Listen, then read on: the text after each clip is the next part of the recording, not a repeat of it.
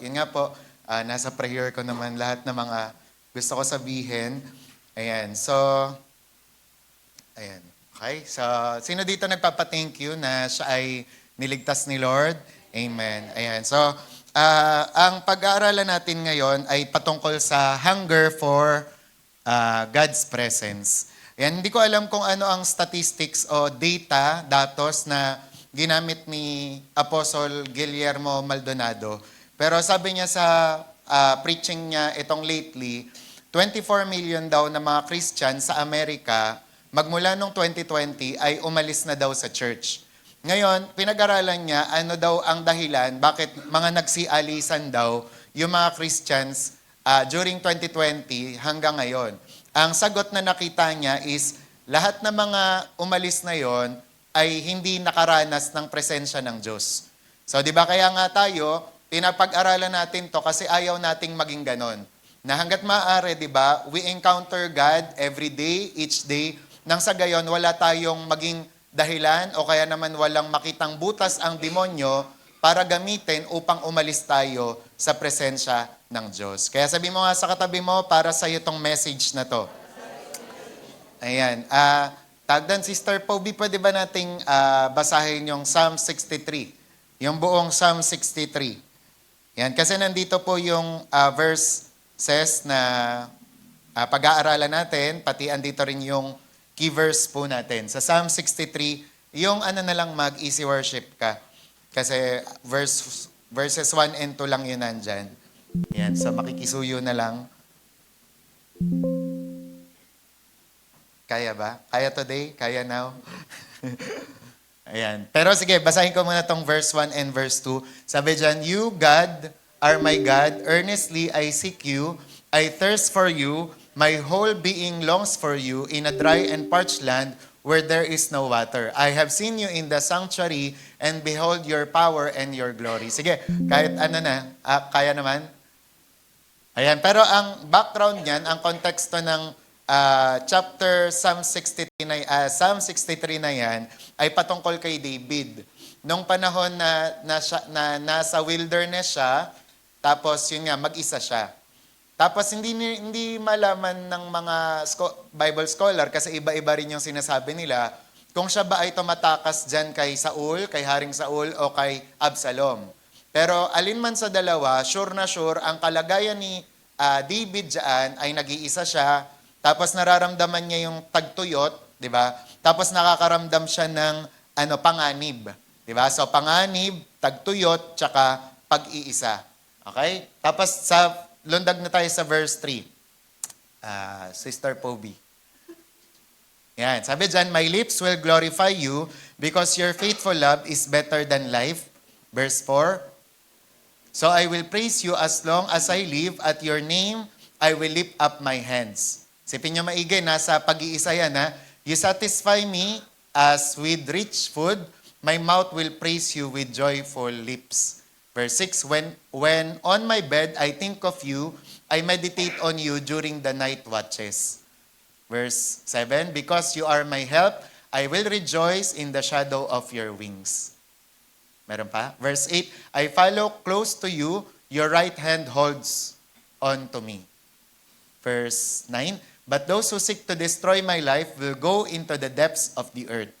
Verse 10, they will be given over to the power of the sword, they will become the jackal's prey. 11, but the king will rejoice in God, all who swear by him will boast, for the mouths of liars will be shut. Ayan na ata yung last na verse. Ayan, so ang background nga niyan, yun yung hinahunting siya ni Absalom or ni Saul. Pero dito pa lang, makikita nyo na meron ng lesson dyan. Imagine niyo si Haring David, nakakaramdam siya ng pag-iisa, ng panganib, tsaka pagkatuyo. Pero narinig nyo ba siya dyan na meron siyang ibang ninais? Di ba?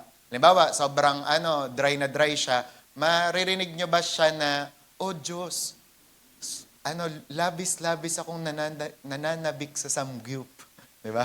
Oh Diyos, nananabik akong makainom na ng milk tea. Di ba?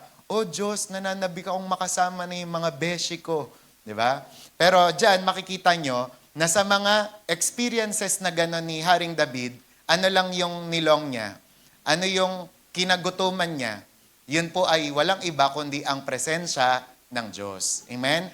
Kaya sa kalagitnaan natin ngayon, sa sitwasyon na meron tayo, hindi ko man alam kung ano yung mga sitwasyon na meron kayo, ano po yung hinahangad natin sa oras po na to? Ano yung gusto nating mangyari? Di ba? Sino yung hinahanap natin? Pero sana nawa, kagaya po ni Haring David, higit sa lahat ng bagay, ang hanapin po natin ay ang Panginoon. Bago tayo manabik kung kani-kanino, kung anong bagay, kung saang lugar, ay dapat manabik tayo sa Diyos. Kaya nawa po ay itong hunger for God's presence ay mabalik po sa atin. Kung halimbawang tatanungin ko po kayo, nandun pa po ba yung pagkagutom natin sa presensya ng Diyos? O nawawala na? Diba? One thing na na-realize ko nung pumunta nga kami sa Palawan, ganun pala talaga yon. Yung for example, amazed na amazed ako dun sa creation ni Lord, 'di ba? Mga bundok, grabe yung parang yung sand, 'di ba? Yung sand sa Manila Beach, iba dun sa sand sa Leo Beach. Yung sand sa Leo Beach, iba rin dun sa sand sa sa Nakpan. Parang ganoon. Tapos yung sa Mindoro din, iba rin yung kasi parang pebbles naman sa kanila doon. Parang sa part ko sa isip-isip ko, wow, nawaw ako. Parang yung amaze na amaze ako sa Panginoon. Pero alam nyo ang napansin ko doon sa mga taga-Palawan, wala na sa kanila yon. Bakit? Kasi masyado na silang na-use, di ba? O kaya naman nasanay doon sa lugar na yon to the point na kada makikita nila yung dagat, yung bundok, di ba? Yung sky na napakaganda, wala na sa kanila yon. Kaya ganun din sa spiritual na buhay natin. Kayo ba ay nasanay na sa kaka-church nyo, kaka-prayer meeting nyo, kakasimba nyo, to the point na kapag nagpakita ang Panginoon o nag-manifest siya, hindi nyo siya maramdaman? Kasi you are used to it. O kaya naman na lagi mo na siyang kumbaga parang na-encounter o kaya naman nararanasan, di ba? Sanay ka na sa gantong bagay, di ba? Alam mo na yung sistema, alam mo na yung order of worship. Kaya kapag may ginawa ang Panginoon, hindi mo siya napapansin. Diba? So, mamaya, pag-aaralan natin, paano nga ba ulit magkaroon ng hunger for God's presence. Kaya, for example, ngayon, sa bawat isa sa atin, merong gusto, may kailangan ng pagtatanggol ni Lord, may kailangan ng finances ni Lord, may kailangan ng intervention ni Lord, may kailangan ng healing ni Lord. Pero nawa, sa gabing ito, ang una muna nating naisin ay ang presensya ng Diyos. Kasi yan talaga ay prinsipyo na sa Kristiyanong pamumuhay, na kapag inuna natin ang presensya ng Diyos, dadaloy na lang ang lahat. Diba? Susunod na lang ang lahat.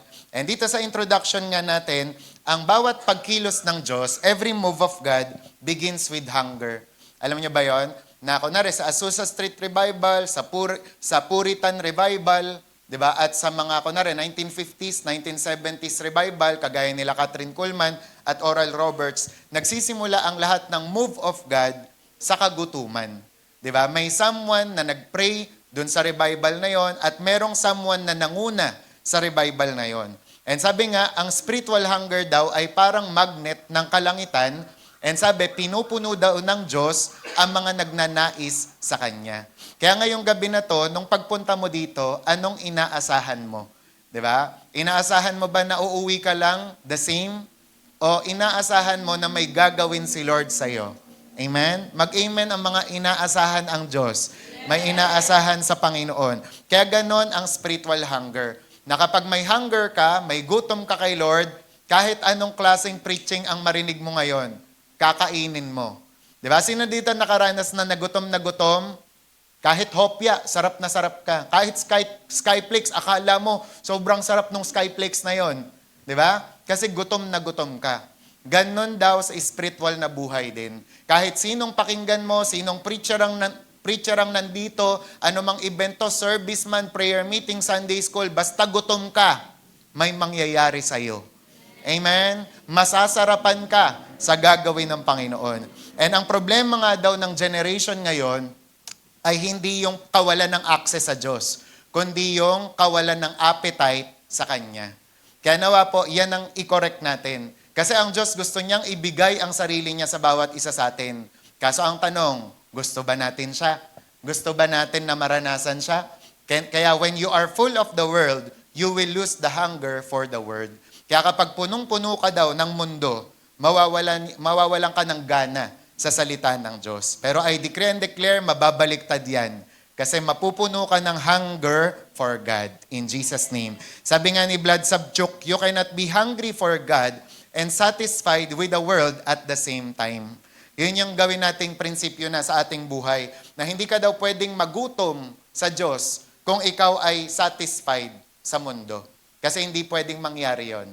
Diba? Kung gutom ka sa Diyos, yun lang. Hindi pwedeng half-half. Diba? Kaya kagaya po ng isang young eagle, a young eagle learns to fly only when it becomes hungry enough to leave the nest. Diba? Kaya ganun din daw tayo. Minsan, ginagamit ng Panginoon ng hunger to push us higher. Diba? Kaya minsan, pag may gutom tayong nararanasan, yan yung nagpupush sa atin pumunta ng gawain. Yan ang nagpupush sa atin para mag-fasting. Yan ang nagpupush sa atin para tagalan pa yung prayer. Diba? Na ginagawa natin. Kasi may something talaga sa hunger na gumagawa ng aksyon ang tao, di ba? Para mag-ibsan yung hunger na yon, para masatisfy ang hunger na yon. Kaya kahit alas 12 na ng hating gabi, pag gutom ka, pupunta ka talaga ng refrigerator at hahanap ka ng pagkain na pwedeng isalpak mo sa bibig mo kasi gutom ka. And ganun din sa spiritual na buhay. Pag ang Kristiyano gutom, gagawin niya ang lahat, masatisfy lang ang gutom niya. Amen. Amen. Di ba? Kaya buti na lang, pumunta ka ngayon. Di ba? Sabi mo sa katabi mo, buti na lang, pumunta ka. Ayan. Kaya ang dapat nating matutunan when it comes sa hunger for God's presence? Una, meron kasing pagkatawag na magutom. The call to hunger. Sabi po ng Matthew 5:6, blessed are those who hunger and thirst for righteousness, for they will be filled. Di ba? Magandang balita yan na pinagpala daw o mapalad ang mga nagugutom at nauuhaw. Di ba? Sa katuwiran. Bakit? Kasi sila po ay mapupuno. Yun ang pangako doon. Bawat gutom, bawat nauuhaw, mapupuno kayo. Amen? Merong kasiguraduhan,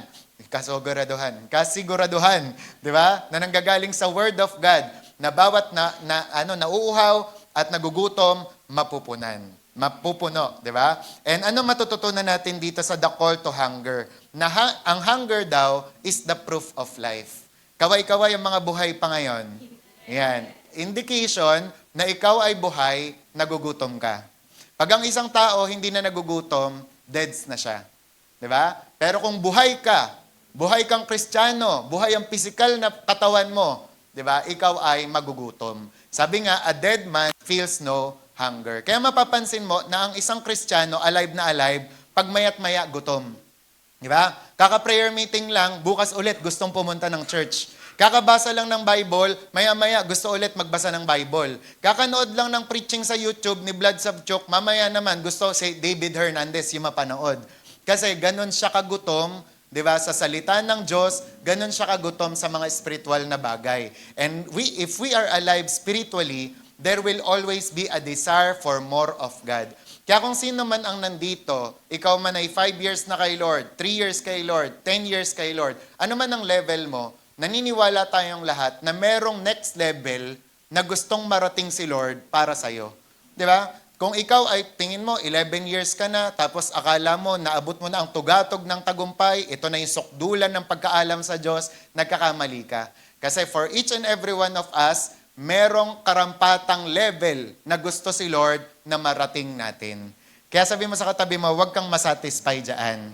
Diba? Kung ikaw ay nakapagbasa ng 5 chapter, try mo 6 na chapter. Kung ikaw ay pray na ng 1 oras, try mo 2 oras. Kung ikaw ay nakapagbigay ng 10 piso, try mong magbigay ng 20. Kasi bawat isa sa atin, merong level na gusto pang iangat si Lord sa atin. Amen? Amen. Blessing nyo nga, di ba? Gusto nyo mag-increase. Di ba? Sweldo nyo nga, gusto nyo ma-increase. Gusto nyo ma-promote. How much more, ganun din po sa spiritual na buhay po natin. And true revival begins when the church feels unsatisfied with normal Christianity. Aminin nyo sa hindi, di ba may ganyan tayong nararamdaman minsan? Na parang regular naman ang ating mga gawain. Regular ka namang pumupunta sa church, pero there's something more. Di ba? Parang feeling mo may pinapagawa talaga si Lord sa'yo. Feeling mo may instruction talaga siya na kinakailangan magawa mo yon or else you will die. Di ba? Parang minsan ganun tayo ka-OA eh. Na Lord, mamamatay ako pag hindi ko nagawa to. Di ba? Ganun yung mga radical na Christian. Yung parang feeling mo hindi ka kontento hanggat hindi mo nare-reach itong pinapagawa ni Lord sa'yo. Di ba? Ganun daw ang true revival. Kapag naramdaman natin, there's something more. May ilalaki pa tayo, may idadami pa tayo, may ihahaba pa yung prayer natin. Amen? And it begins with hunger. Gaano ka kagutom? Diba? Hindi sa pagkain ha, sa Panginoon. Amen? Amen. And sabi nga, ano pa? Hunger is a choice. Ang hunger pala ay pagpili. Pinipili yan. Kaya for example, meron kang nararamdaman na hunger, pinipili din yan. Sabi you can feed your appetite with entertainment or feed your spirit with God's presence. Dito pa lang magtanong tayo sa sarili natin. Tanongin natin sarili natin. Pag nalulungkot ka, anong unang-una mong nilalapitan? Anong unang-una mong ginagawa? Ay ako pastor, nanonood ako ng mga bloopers sa YouTube. Pag ako nalulungkot ako.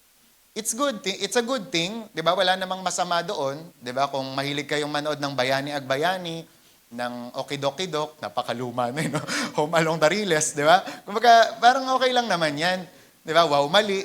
Pero kung 'yan ay napapaltan na ng paglapit mo sa presensya ng Diyos, doon na tayo nagkakamali. Doon na tayo, yung parang, alam mo 'yon, kung hindi na si Lord yung unang source mo ng joy, ayan na ay mali.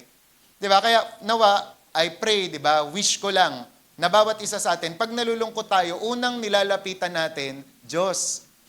Unang iniisip sana natin ay ang pananalangin. Hindi yung last resort na.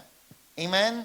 Una siya. Kapag gipit ka, kapag ikaw ay may pangangailangan, kapag kailangan mo ng wisdom, si Lord ang una.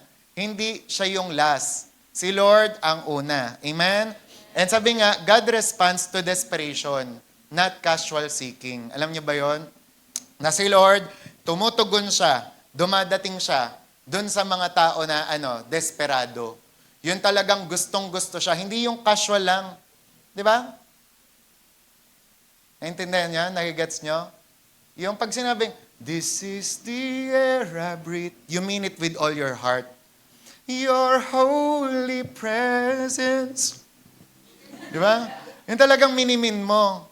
Di ba? Hindi yung, and hi. I'm lost without you. Naintindihan mo ba yung sinasabi mo? Di ba? And hi. I'm desperate. Pag sinabing desperate, di ba? May kasamang pagluha, tama?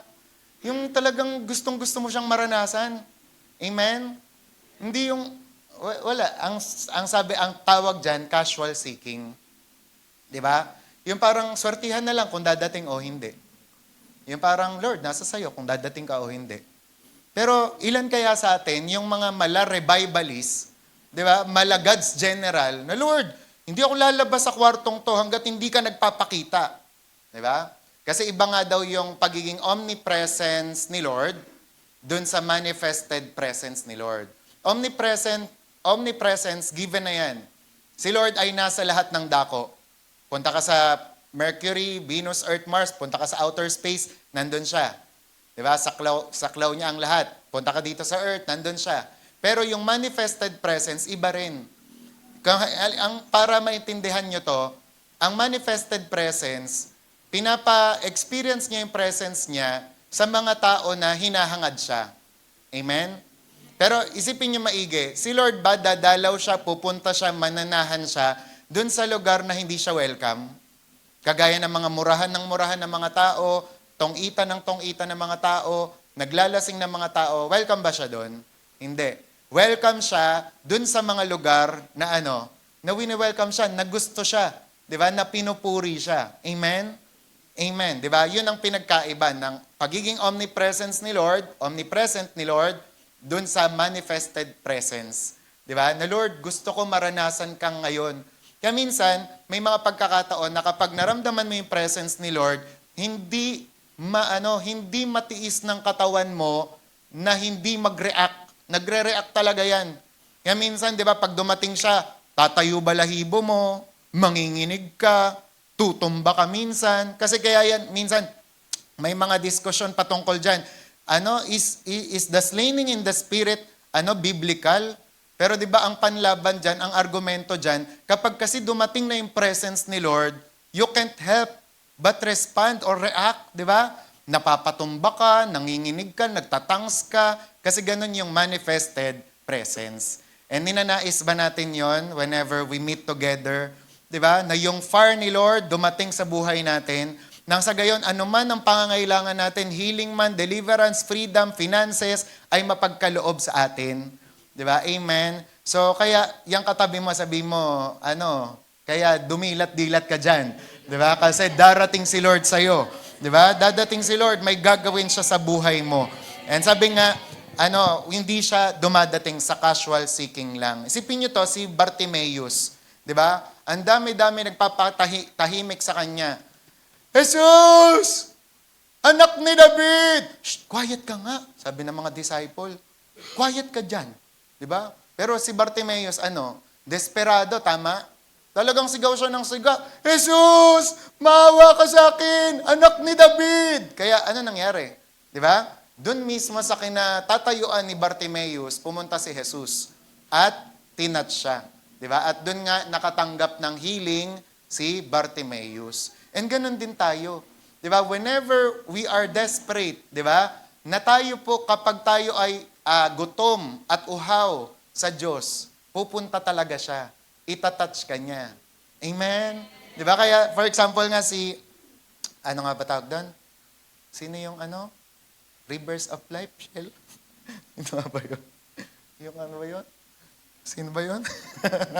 Hindi ko maalala. Ayun, Sino nga yun? Ayun, hindi rin. Si Rodney. Hindi maligaya. Rodney Howard Brown. Si Rodney Howard Brown yung kilala namin na gumuguhit ng circle. Yung sabi niya, doon lang siya magpe-pray, guguhitan niya. Tapos sasabihin niya kay Lord, Lord, dito lang ako ha. Pag hindi mo ako tinouch, ako ang magta-touch dyan mismo sa'yo. Sabing ganon. Kaya si Rodney Howard Brown, lagi niyang nararanasan yung pag-touch ni Lord. Kasi ganon siya ka-desperado. Amen? O, sino sa inyo dumating dito, swertihan lang? Depende kung ma-anoint o hindi. Di swerte pag na-anoint. Di ba? Swerte kapag tinouch ni Lord, hindi. Kasi nasa sayo yan. Choice mo yan kung itatouch ka ni Lord. Amen? Amen. Di ba? Kaya yung mga uhaw dyan, yung mga gutom dyan, yan, umasa kayo, itatouch kayo ni Lord ngayong gabi. Pangalawa, the cause of hunger. Ayan, may cause ang hunger. Sabi nga ng Philippians 3:8, what is more, I consider everything a loss because of the surpassing worth of knowing Christ Jesus, my Lord, for whose sake I have lost all things. Sabi, I consider them garbage that I may gain Christ. Diba? So makikita nyo dyan na si Apostle Paul, para daw makuha niya si Jesus, makuha niya si Christ, kinoconsider niyang basura ang lahat. Kinoconsider niyang loss ang lahat ng bagay. And alam nyo, ganun din daw pala kapag gutom tayo sa Diyos. Sabi, hunger, letter A, will separate you from, next, comfort. Diba? Ang hunger daw o pagkagutom ay ihihiwalay ka niya sa comfort. Sabi nga, to pursue God means letting go of distractions, sin, and sometimes even good things. Na kung halimbawang ito, alam mo na makakasagabal para maranasan mo si Lord, tatanggalin mo talaga yan. Diba? Pipiliin mo si Lord higit dyan. Diba? Halimbawa, kagaya ng mga distraction. Sinong mas mahalaga? Ang cellphone mo o ang presence ni Lord? Diba? Presence ni Lord. Kaya kung yan ay distraction na, ilalayo mo yan. Ilalagay mo yan sa cabinet mo. Makapag-pray ka lang ng maayos. Anong mas mahalaga? Ang Diyos, presensya niya o kasalanan? Ano mang kasalanan yan na ini-enjoy mo, dapat mas mahalaga pa rin si Jesus. Iwan mo yan. Nang sa gayon, maranasan mo siya. Diba? The reason why, bakit daw hindi natin nararanasan ang presensya ni Lord sometimes, kasi dahil sa kasalanan.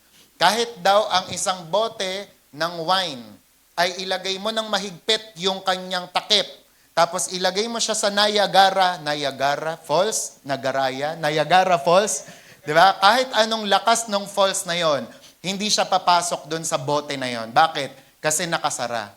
Kasi merong pumipigil. Ganon din sa presensya ng Panginoon. Anumang puspos ng Panginoon sa lugar na ito, pero whenever, di ba, na tinatago mo pa rin yung kasalanan na yan, na pinapakonfess ng Panginoon, hindi ka mapuspos-puspos. Kaya para i-humble mo ang sarili mo, para ikaw ay makaranas ng Panginoon, isuko mo yan. Isuko natin yan. I-confess natin yung kasalanan natin sa Panginoon. And magugulat ka, once na kinonfess mo, di ba, ikaw ay pupuspusin na niya. Amen? Amen. Kaya wag natin hayaan na merong kasalanan na makapagbalakid sa atin patungo sa presensya ng Diyos. Okay? And then yun nga, yung good things. Kahit nga daw good things eh. 'Di ba? Kung ikaw ay gustong-gusto mo, talagang gustong-gusto mo maranasan yung presence ni Lord, kahit pa good things yan, yung parang mas matimbang pa rin si Lord. Paano kung maipapaliwanag to? Kasi 'di ba minsan ganito, halimbawa may sinabi si Lord sa'yo, okay, Raylene, gusto ko magkita tayo sa Thursday. Mag-Thursday encounter ka. Ngayon, alam na alam ng demonyo anong pwedeng makahadlang kay Raylene doon. So, pwede niyang gamitin yung mga good people na mag-aaya sa kanya. Biglang may mag-chat kay Raylene, Raylene, meron kasi kong blessing ngayon. Punta tayo sa festival, ililibre kita ng Jollibee. Diba? Nauna na si Lord, makipag-appointment.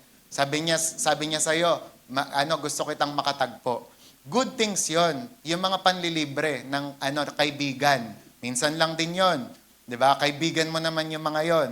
Pero kung gustong-gusto mo nga talaga, ikaw ay uhaw na uhaw at gutom na gutom sa presensya ni Lord, uunahin mo si Lord. Amen? Gets niya? Amen, 'di ba? Kaya minsan din ako din sa buhay ko, alam ni sino ba yan? Si Tita Edna yan. Kung nakikinig ka man, Tita Edna. Yung yung mga nag-aalok ng pagkain, pagka fasting talaga ako, anumang pagkain yan, kahit masarap yan, sabi ko, pasensya na, hindi ko muna makakain yan. Si Ate Mer muna ang kakain. Diba? Kasi ganun mo, yung alam mo yun, yung parang dahil nauna na si Lord na nakipag-appointment, diba? Parang kahit good things pa yan, talagang isnab sa'yo.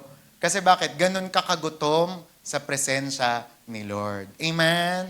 Sana po, malinaw yung bagay na yan. Next na, kaya tingnan niya, si Moses, he left the crowd to meet God in the mountain. Mahalaga naman yung mga Israelita, tama? Nilabas nga sila sa Egypt eh. So, they are important. They were important.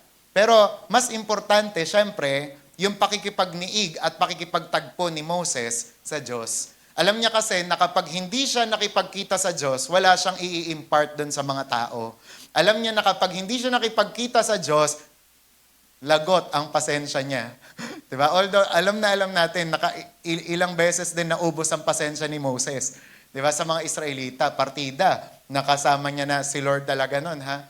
Ganun nga siguro kasi talaga nakakainis yung mga Israelita that time. Diba? Pero alam kasi ni Moses, gaano ka-importante si Lord. Kaya sabi mo nga sa katabi mo, dapat alam mo gaano ka-importante si Lord. Ayan. Meron akong kausap may kausap ako nung linggo. Ayan, wag niyo nang hulaan kung sino. Sabi niya, Pastor, totoo, ganyan ang tingin mo sa akin. Sabi ko, hindi, tingin ko lang yan. Tingin ko lang naman na, sabi ko, kapag nagka-love life ka, mag-pray kang maigi. Kasi tingin ko sa'yo, kapag nagka-love life ka, mas mahal mo na yung love life mo. O kaya naman, hindi mo, yung parang mahal na mahal mo yung love life mo. Kaya dapat mag-pray kang maigi. Kasi mamaya, magka-love life ka, mas mahalin mo na siya kaysa sa Diyos. Di ba? Yung hindi ka na magka-time sa Diyos dahil may love life ka na. Di ba? Naintindihan? Kaya sa lahat ng mga nagpe-pray ng love life, dapat ready kayo. Dapat mas mahal mo pa rin si Lord kaysa sa love life mo. Amen. O, kalabitin mo yung katabi mo, that mas mahal mo si Lord kaysa sa love life. Ayan, di ba? So, again, good thing ang love life, pero dapat nasa lugar. And then letter B, hunger invites misunderstanding. O, ito naman yan. Kailangan, maintindihan nyo tong bagay na to. Ang hunger daw, nag-i-invite din siya ng misunderstanding. Alam ng mga nakaranas na kay Lord ng ganito. Di ba? Na minsan, nami-misunderstood ka talaga ng tao. Sabi dyan, people may not understand why you pray more why you fast often, and why you cry in worship. Di ba? Pero kapag may mga sinasabing ganon, question na ganon, tuloy ka lang. Di ba? Kasi people may not understand you, pero alam mo na si Lord, di ba, ang nakakaunawa at nakakaintindi sa'yo. Ano ba? Baliw ka na ba? Panay ka na lang church. Di ba? Ano ba? Nasisiraan ka na ba? Panay ka fasting. Di ba? Pero alam mo kasi na merong kapangyarihan, merong ginagawa si Lord every time na kinakatagpo mo siya. And sabi nga, but God honors secret hunger with public encounter. Ito yung maganda dyan. People may misunderstood you or misunderstand you, pero si Lord, ayan o, i-honor niya daw. Yung mga secret hunger mo na yan with public encounter. Ibig sabihin, kakatagpuin ka niya, tapos iaangat ka niya above all else. Amen? Kaya for example, ang daming kontrabida sa buhay mo. Huwag ka na nga church, huwag ka na nga mag-pray, huwag ka na nga, diba? Tuloy ka lang. Diba? Kasi darating yung time, makikita nila what's the difference. Diba? Ano ang pinagkaiba ng nagdi-defense, nagtitisis na nagpe-pray pa rin, kaysa dun sa nagtitisis at defense na walang pray. Diba? Papakita ng Panginoon sa iyo yan. Sa kanila na, wow, grabe. Ito, prayer meeting pa. Akala namin, di gumagawa ng thesis. Siya pa palang number 1. Diba? Ganon. Ipapakita ng Diyos. Amen? Amen? Diba? Papakita ng Diyos na yung alam mo yon, yung mga kapitbahay na hinahama ka, church ka pa. Nung nagbagyo, lahat sila nagliparan, nag-superman yung mga bubong. Ikaw, may hawak ng angel yung mga bubong mo. Diba? Kasi nga, nagtitiwala ka sa Diyos. Amen. O, pasintabi naman dun sa mga nawala ng bubong. Babalik din yan. I mean, hindi tayo nang lalait or Hindi, I mean, ano nga ba, ibig sabihin, o basta mag-pray para proteksyonan ni Lord. Tsaka, huwag niyong hahamakin yung mga parang spiritual, yung nagpe-pray, ganyan. Kasi, Kasi, tingnan niyo to, ang sample nito, si Hannah. Di ba? Ano ang pagkakatingin sa kanya ni Eli? Nababaliw na ba tong babae na to? Kasi ang sabi ng Bible, di ba, nananangis si Hannah. Tapos nagpe-pray siya na wala namang words. Wala naman daw words na lumalabas sa bibig. Di ba? Yung parang ano ba to? Baliw ba to? Di ba? Pero in-honor ng Panginoon yung faith ni Hannah, di ba? Hannah's hunger for a child made her misunderstood by Eli. But her desperation birthed a prophet. Alam niyo yung kwento na yan, di ba? Na kahit ganun yung tingin sa kanya ni Eli, still, pinagkalooban ng Panginoon ng anak si Hannah. Di ba? Kaya minsan, parang kung sino pa yung sinasabihan ng mundo na baliw, na parang ewan, di ba? Sila pa yung nakakatanggap ng matinding miracle at matinding breakthrough. Amen? Kaya kahit sabihan ka na kakaiba ka, di ba? Different ka, ipagpatuloy mo lang yan. Kung alam mo, di ba, na si Lord yung sinusunod mo. Di ba, sa mga kamag-anak ganyan, ang corny nyo naman, pray pa kayo bago tawag doon? Kumain. Di ba, kaya yung tinapik ko yun one time sa adult, parang naiisip nila, hindi po ba corny yun na magpe-pray kami pamilya pag yung parang bago kumain? Hindi kasi namin nakagawian. Yun nga kasi ang kinulture sa atin. Na corny yon kapag nagpe-pray kayo. Corny pag nagsisimba ang pamilya ng sama-sama, which is wrong. That is a thing to be unlearned. Di ba? Yun ang bagay na dapat alisin natin sa kokote, sa mga puso, sa mga bilbil natin, i-shake natin, di ba? Kasi dapat ang namumuo sa atin ay ang kultura ng langit. Di ba? Na normal yun. Di ba? Pag pinanood nyo si Drot sa It's Supernatural, normal ang mga milagro sa kanya. Ang tawag niya sa mga milagro, speaking in tongues, miracle, di ba? Normal in Christian life. Kaya yun dapat ang mangyari at maganap sa atin. Amen. Amen. Di ba? So, yun po ang ibig sabihin nun. And number 3 naman, ano pang matututunan natin sa hunger for God's presence? Mayroong fruit ang hunger. Di ba? Mag-amen kayo. May fruit ang hunger. Ayan, sabi ng Psalm 107 verse 9, bukod pa dun sa Matthew 5, sabi, for He satisfies the thirsty and fills the hungry with good things. Amen? Sabi nyo nga, with good things. 3 beses. With good things, with good things. Ayan, di ba? Si Lord, di ba, mabuting ama siya. Sabi ng Bible, pag hihiling ka sa Panginoon ng isda, hindi ka niya bibigyan ng ahas. Di ba? So, ganun din sa buhay natin. Pag ano man ang hinihiling natin sa Panginoon, hindi ka niya bibilaukan ng ano, yung, alam mo yung, kung ano lang, di ba? Parang bibiglain ka niya na, ayan, bag. Di ba? So, si Lord, sinasatisfy niya tayo with good things. Ilagay natin sa isip natin with good things. Di ba? Yung mabubuting bagay, yan ang ipaparanas natin, ni Lord sa atin. And letter A, sabi nga dyan, ang hunger daw, ang fruit o bunga ng hunger, it attracts God's presence. Mag-amen tayo ulit. Amen. Di ba? Nakapag daw tayo, gutom tayo sa Panginoon, ito ay nag-a-attract sa presensya ng Diyos. Sabi nga, God doesn't come where He's merely invited. He comes where He is desired. Di ba? Kaya kapag ang church natin, lagi siyang pinupuri, lagi siyang sinasamba, lagi siyang wini-welcome, dadating siya. Di ba? Kaya nga si Maldonado, pumunta daw siya sa isang church na panay daw pastor ang mga nakita niya. Tapos pagtingin niya doon, pagpunta niya doon, yung mga pastor ay mga nagse-cellphone lang. Tapos ang mga pastor ay alam mo yun, yung mga inuman lang ng inuman. Hindi ko alam kung kape o juice, ganyan. Tapos pagkadating niya daw talaga, hindi niya naramdaman yung presence ni Lord. Di ba? Tapos ngayon, tinatanong niya si Lord, Lord, bakit ganun? Hindi ko naramdaman yung presence mo doon sa lugar na yon. Iyon ang sinagot niya. Nasabi ng Panginoon, hindi siya dumadating doon sa lugar na hindi siya wini-welcome. Doon sa lugar na hindi siya pinapansin.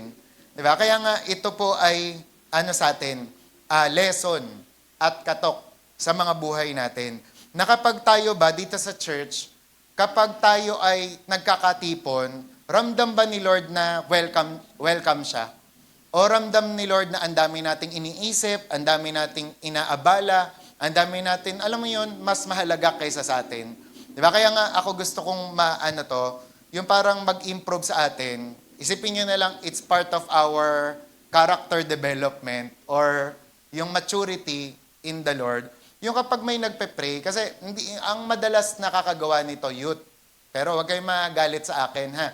Kasi siguro wala pang nagtuturo sa inyo. Dati talaga si Ate Grace, naiinis yun, na high blood yon kapag nagpe-pray siya dito, tapos dyan sa likod, meron, ganon. Tapos, yung parang walang yung walang, paano ko ba sasabihin, anong bang right word doon? Parang, baka naman mahardang kayo, pero ito kasi yung word na naisip ko. Yung walang delikadesa.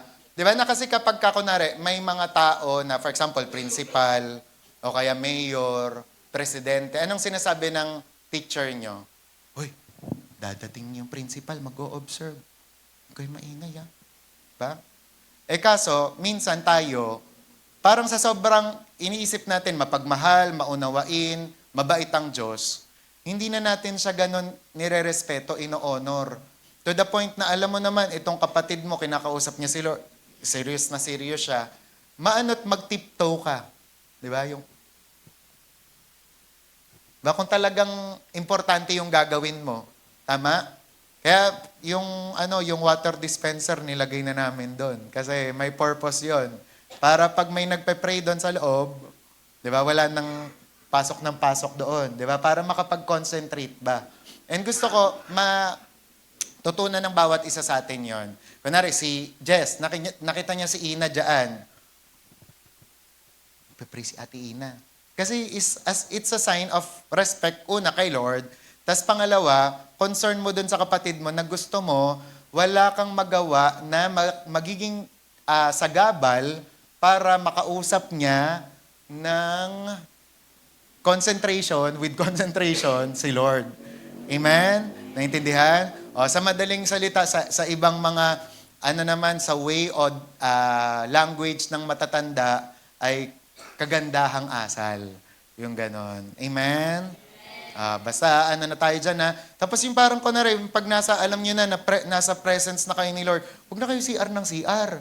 I-ready nyo na yung sarili nyo. Yung talagang, tsaka basta huwag kang pagka alam mo may mga nagpe-pray na dyan, taste ka muna. Okay? Again, hindi tayo bumabalik sa loss, ha? Pero yun nga, yung gusto ko kasi, gusto ng Panginoon, yung talagang totally nire-respeto, ino-honor siya. 'Di ba? Sabi ko nga sa inyo, kapag kunwari, ikaw ay yung maihi or masiar, better na sa likod ka umupo. Kasi kung alam mo na masiar ka, 'di ba? Hindi ka kukuha ng atensyon na CR ka ng CR tapos dito ka pababalik. 'Di ba? Kailangan kahit 'yon ay isaayos. 'Di ba? Pag binasa niyo ang 1 Corinthians tsaka 2 Corinthians, si Paul nag-encourage doon na ang worship natin dapat nating gawin in order. 'Di ba? Na kinakailangan maging maayos ang lahat kasi para mabilis, 'di ba? Kasi ang hirap naman nun. Kaya nga minsan din sa music team ganun, 'di ba? For example, kaya ang encouragement sa music team, dapat spiritually, technically, practically, naghahanda, di ba? Kasi minsan, kung yung parang nagiging sagabal din tayo minsan, kapag kunwari, yung tono, hindi natin na-hit, parang yung, pag na sana biglang babagsak na ganon. Kaya sa mga technical, talaga yan. Kumbaga parang mabusisi sila sa bagay na yan. Diba? Yung for example, pinag-usapan nyo na yung hallelujah to the Lamb natin, i-reach natin yung gano'n ha. Diba? Yung minsan parang, siyempre, hindi naman pare-pareha sa mga tao. Yung parang minsan nako-conscious sila. Yung parang langit na sila, biglang gano'n na, di ba? O gano'n din sa tamborin. Kailangan pagka, sumasabay kayo, hindi yung tugs, tugs. Yung parang, yun, di ba? Langit ka na dapat, pero gumaganon pa. Pero again, ko lang to ha, way of, language ko lang to. Pero nasa faith nyo pa rin naman Minsan kasi may mga taong malalalim na, wala na silang pake sa kung ano yung type of music, anong klaseng boses meron yung song leader. Kapag nag-pray talaga sila, langit agad sila. Ganon sila ka-spiritual. Yun ang pag-pray natin na wala kayong pake doon sa mga, Although, tinuro na sa amin yan, noon ni Pastor Mon, ni Bishop Mon. Ito medyo commercial lang ng konti kasi ako rin, napapansin ko rin to sa atin, na yung kapuspusan natin, inaasa natin sa kung sino yung nagde-direct, kung sino yung nagpapiano. Tama? Halimbawa, yung Shekinah glory come down, Shekinah, tayo rin, tapos pag gumina, diba? Nililid ka pa ni Lord na magtangs ng magtangs, go lang. Diba? Yung parang minsan kasi, nakadepende tayo kung sino yung yung parang gano'n, nagigets nyo? Yan, yung parang pag humina siya, hihina ka rin. Pag lumakas siya, lakas ka din, di ba? Yung gano'n minsan, i-check nyo maigi. Mag-pray tayo maigi, palit tayo kay Lord kung ano yung leading sa atin. Okay? So, commercial lang yon. Kasi gusto nga natin, si Lord ay dinidesire ng bawat isa. Sana, kapag pumupunta tayo dito sa kwartong ito, sa lugar na ito, iisa lang po yung desire natin. At walang iba kundi si Lord. Amen? Amen. Hindi mo desire yung crush mo, makita, yung crush mo, mahawakan mo, desire mo si Lord. Okay? Sabi nga, when a church or a believer becomes hungry, the Holy Spirit comes in power. And letter B, hunger brings transformation. Sabi ko nga po sa inyo, kapag uhaw na uhaw ka, gutom na gutom ka, magbabago ka talaga. Sabi, those who spend time in God's presence are changed into His likeness. At kapag gutom na gutom ka, mamimit mo si Lord, di ba? Pag uwi mo, bago ka na. Hindi yung pag uwi mo, the same. Di ba? Sabi nga, the more you encounter Him, the less the world satisfies you. Yung parang wala nang halaga sa'yo, wala nang kwenta sa'yo, yung makikita mo sa mundo. Kasi ang pinakamahalaga na sa'yo ay si Lord.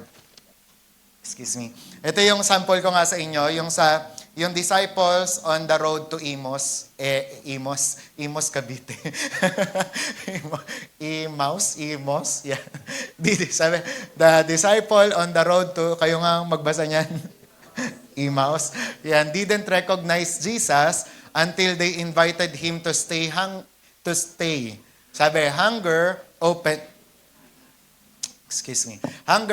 their eyes. Yan, di ba? So, ibig sabihin, yung nagutom na sila, doon na nila nakilala si Jesus. Pero nung wala pa, di ba, yung casual lang, hindi nila nakilala si Jesus. Kaya tayo, I pray, di ba, na ang bawat isa sa atin, yung grabe tayo magutom to the point na kilala natin yung mga pagkilos ng Panginoon. Pag dumating siya, alam natin na nandyan na siya. Okay, ito na yung last. So, how to stir up spiritual hunger. So, paano natin ma-stir up ang ating gutom na spiritual? Sabi ng 2 Timothy 1 verse 6, "For this reason, I remind you to fan into flame the gift of God which is in you through the laying on of my hands." Sa madaling salita, paypayan mo. Yan. Ibig sabihin, mas lalo mong i-develop, i-improve. Di ba? So, ganyan po ang gawin natin kung gusto natin na ma-stir up pa ang ating pagkagutom sa Diyos, di ba? Sa presensya niya. Unang-una, ang dapat nating gawin, ito po ay mga practical. Letter A, feed on the word daily. Yan, sabihin nyo nga daily. Yan. Pag sinabing daily, araw-araw. Yan man po ay 3 chapters, 4 chapters. Mahalaga, kumakain ka ng salita ng Diyos. Kasi again, lagi natin dapat na maalala to, iba po ang spiritual sa mundo. Diba? Kasi sa mundo, the more na hindi ka kumakain, nagugutom ka. Tama? Pero sa spiritual na bagay sa Diyos, the more na kumakain ka, the more na magugutom ka. Diba? Kasi the more na na-experience mo si Lord, the more na ang dami mong nababasa, natututunan, na nare-realize mo na ang dami ko pa palang hindi alam. Ang dami ko pa palang dapat na malaman. Ganon. Kaya dapat po, lagi tayong nagbabasa ng salita ng Diyos. Di ba? And sabi nga, the Word of God increases our appetite for His ways. Kasi the more na nagbabasa ka nga ng Bible, the more na nakikilala mo siya. Kaya ang sinasabi nga dyan, dapat daw less social media, more scripture. That's how hunger grows. Di ba? Ako talaga, sobrang masasabi kong helpful ngayon, yung mga verses na nakikita natin sa IG, sa mga Facebook. Pero kasi, di ba, parang, hindi ko naman sa gina-judge, pero some of them, mixture na ng words or man's philosophy, tapos word of God. Na minsan, parang yun pa yung ginagamit para maliko ka na, di ba, ng landasin. Mahalaga talaga ito, yung pure word of God. Kaya dapat bumalik tayo dito. Diba? Sabi nga, gaano mo chine-check up ang social media mo? Mayat maya ba? Facebook, Instagram, ano kayang bagong newsfeed? Diba? Ano kayang bagong makikita ko? Dapat daw, ganun daw natin itrato itong Bible natin. Ayan, itong Bible na. Itong Bible natin na may picture. Nahiya ako. Ginawa akong scrapbook. Yung Bible. Ayan, di ba? So, yung Bible natin na, alam mo nyo yan, dapat lagi natin tong dala-dala, lagi natin tong Tsaka, yun nga parang naisip ko, yung kapag naboboring ka, anong una mong naiisip? I-check ba yung social media? Di ba? Sana ito, yung unang dapat natin na basahin. Okay? And sabi nga, number 2 naman, fast and pray. Letter B, yan, fast and pray. How to stir up hunger, dapat daw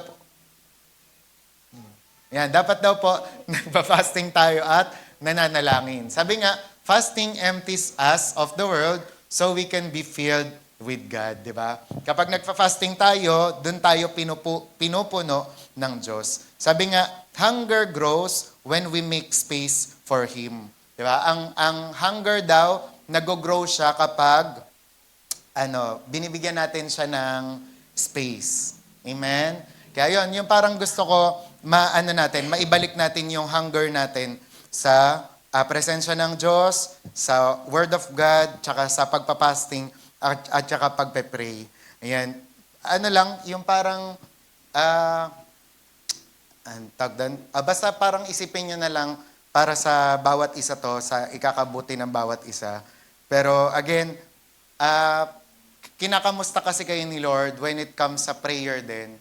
Para kasing nung mga nakaraan, di ba, yun yung sinasabi ni Ate Mer nung OPM, na lumalakas siya kapag nakikita niya tayo, di ba, na nagpe-pray. Pero nangihina siya kapag alam niya na wala, yung parang hindi rin nagpe-pray yung mga tao. Kasi alam na alam ni Ate Mer, ng mga pastor, ni Lord, di ba, na malakas ka kapag nagpe-pray ka. Prayerful, powerful.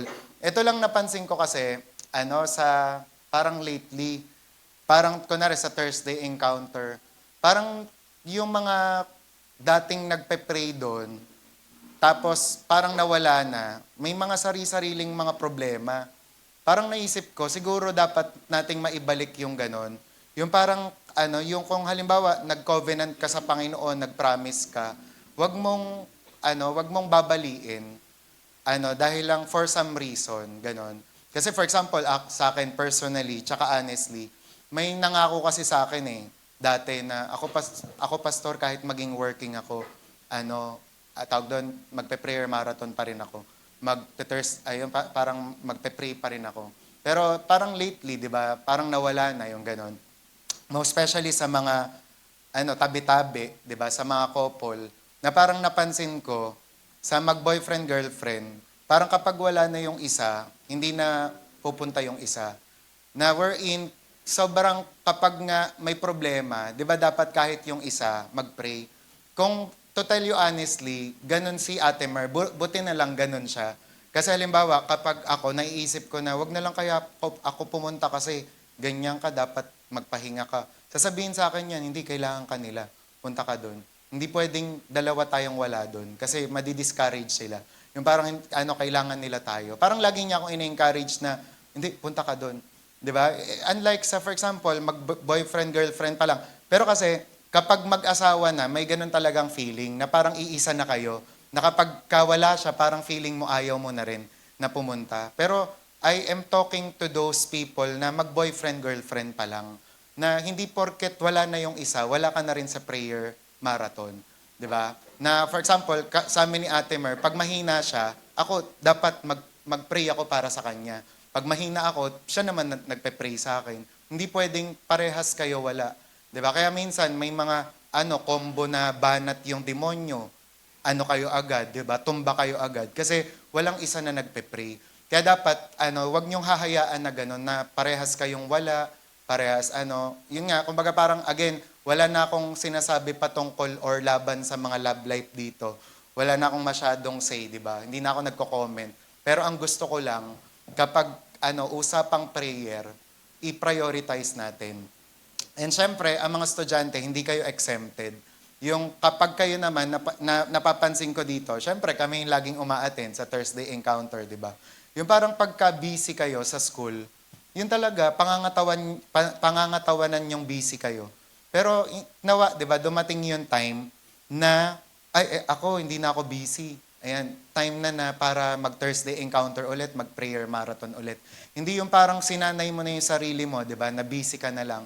To the point na minsan, gumagawa ka na lang ng ikakabisi mo, huwag ka lang mag-pray. Huwag ka lang mag-prayer marathon, di ba?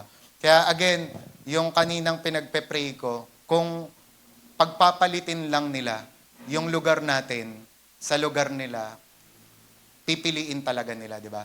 Sabi ko nga sa inyo, ang tapang kong sabihin to sa inyo kasi nakita ko yung difference geographically, di ba? Na dito sa Muntinlupa, dito sa Metro Manila, ang daming mga nagpe-pray. Kaya pagka may mga balitang bagyo, ganyan, di ba, nakakancel agad. Unlike parang gusto mo, ang prayer mo, nawa dumami rin yung mga Christian na nagpe-pray sa Cebu, sa Palawan, para pag hinagupit sila ng bagyo, natutunaw agad.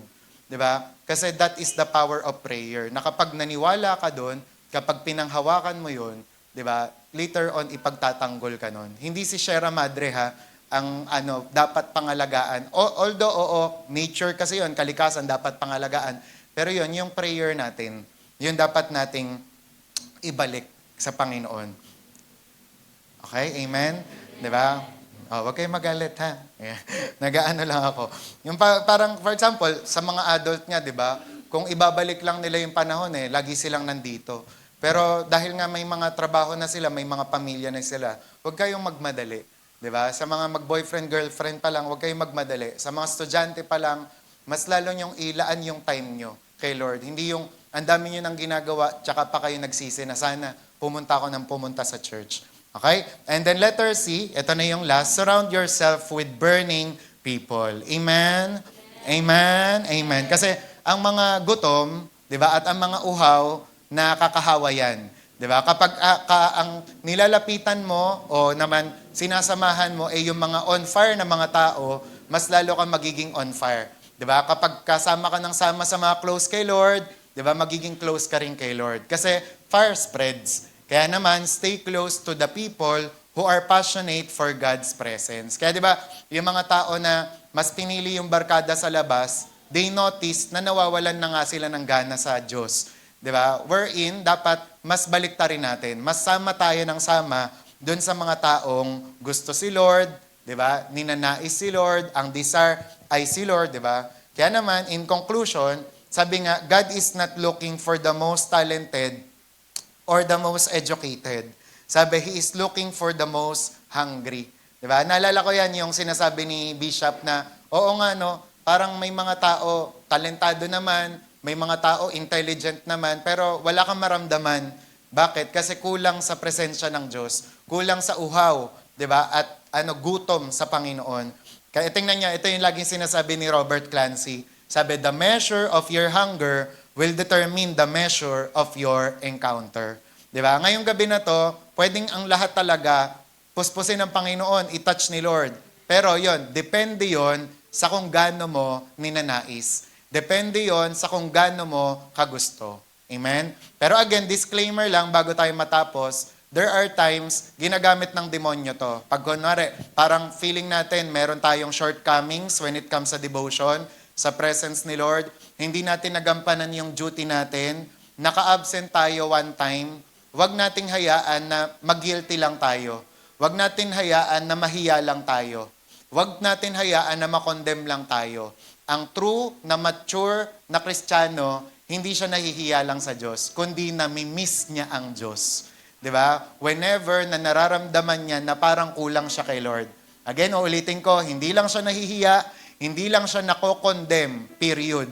Kundi nami-miss niya si Lord. Kaya siya babalik kasi miss niya si Lord. Amen? Out of love and not just out of duty. Okay? Amen?